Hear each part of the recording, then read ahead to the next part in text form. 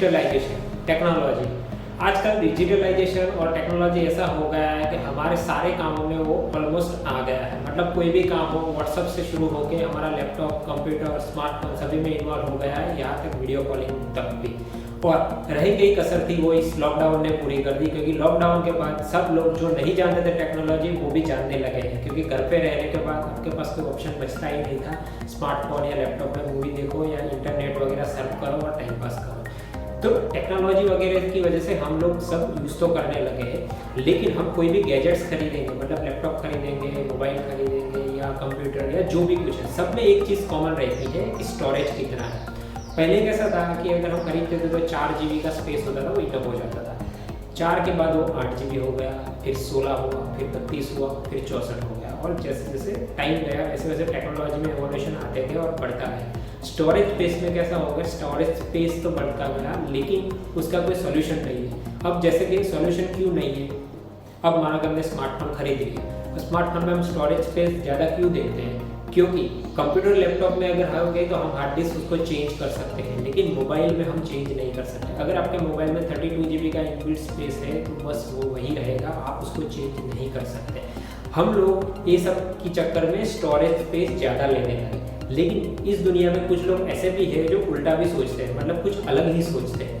वैसा ही जेम्स लूट करके एक बंदा था जो डच का इलेक्ट्रॉनिक इंजीनियर था।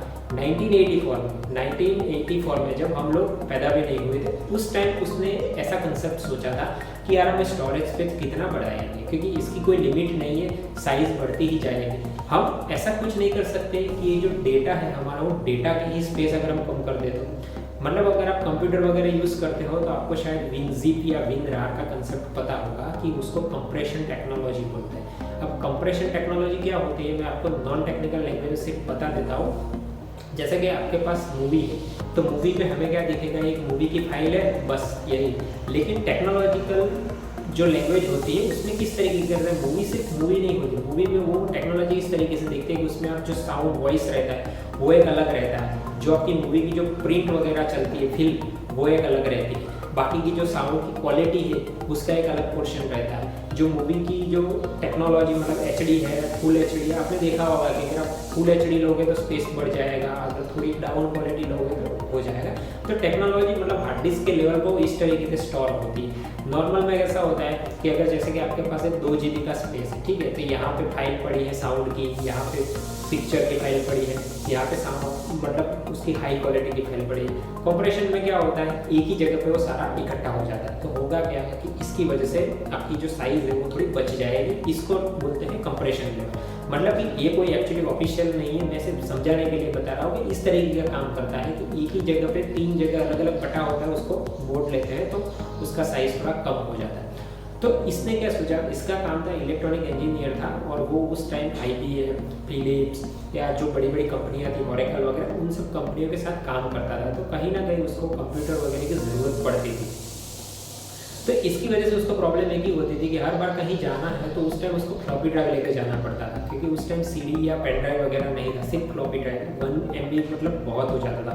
और फ्लॉपी में एक प्रॉब्लम ये भी होती थी हमेशा कि वो कभी ना कभी ऐसे ही ख़राब हो जाती थी, मतलब इसका कोई गारंटी नहीं होती थी कि अगर फ्लॉपी चलेगी, कभी कभी वो कोई रीज़न की वजह से भी ख़राब हो जाती थी। तो इसकी वजह से वो परेशान था और उसने सोचा कि चलो यार इसी टेक्नोलॉजी में कुछ काम करते हैं।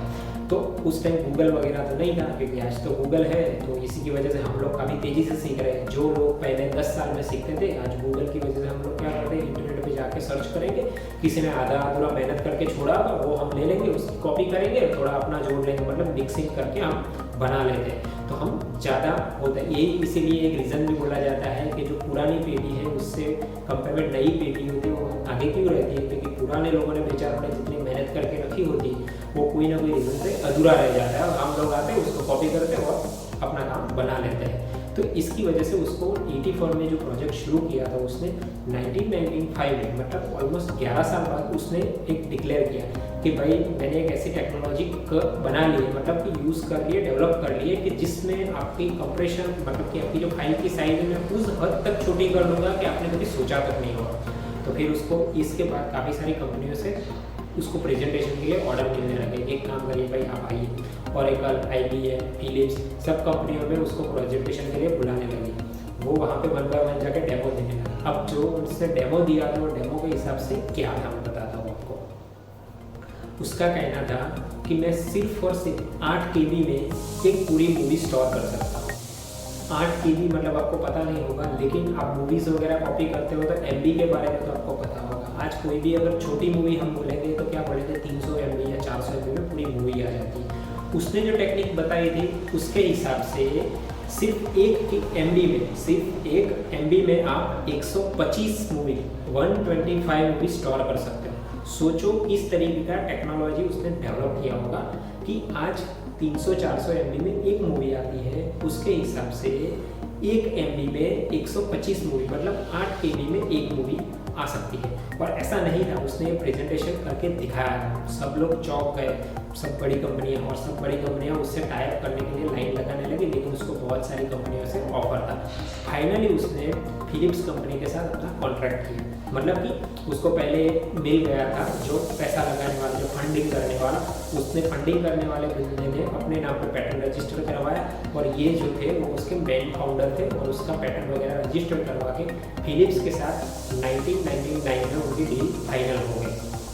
अब हुआ है कि ऑब्वियस है कि जब अच्छा काम होने वाला होता है तो टांग अड़ाने वाले तो बीच में आ ही जाते हैं। उस दिन ऐसा हुआ कि जिस दिन उसकी फिलिप्स कंपनी के साथ फाइनल डील का कॉन्ट्रैक्ट साइन होने वाला था, उसके अगले दिन रात को वो सोया, उसके बाद वो कभी उठ नहीं पाया, मतलब कि वो नींद में ही मर गया। कुछ लोग बोलते हैं कि उसको मार दिया गया है, कुछ लोग बोलते हैं कि उसका हार्ट अटैक से मौत हो गया, और कुछ लोग तो यहाँ तक दावा करते हैं कि उसके पास ऐसी कोई टेक्नोलॉजी थी ही नहीं, वो सिर्फ लोगों को उल्लू बना रहा था, और उल्लू बनाने के बाद जब लगा कि अब मेरा झूठ पकड़ा जाएगा तो उस डर से उसने सुसाइड कर लिया।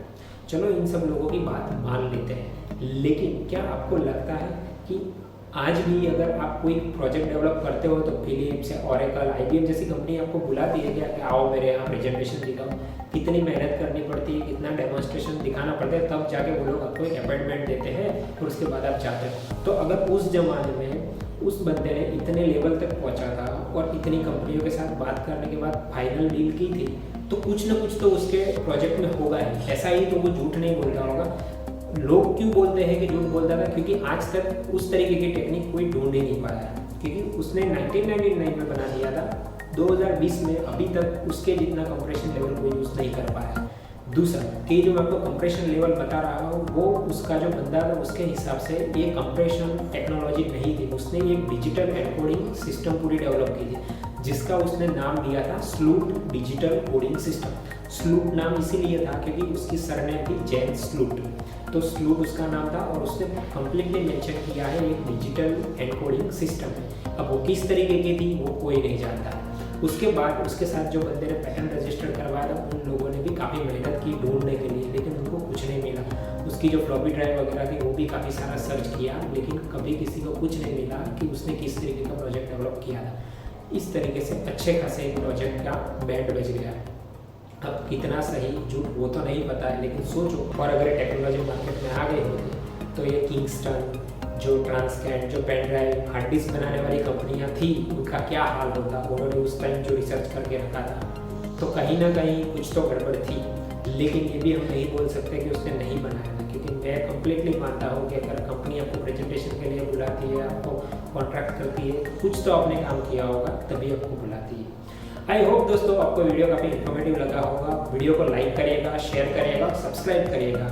दूसरे वीडियो में बहुत जल्द मिलेंगे, तब तक के लिए टेक केयर।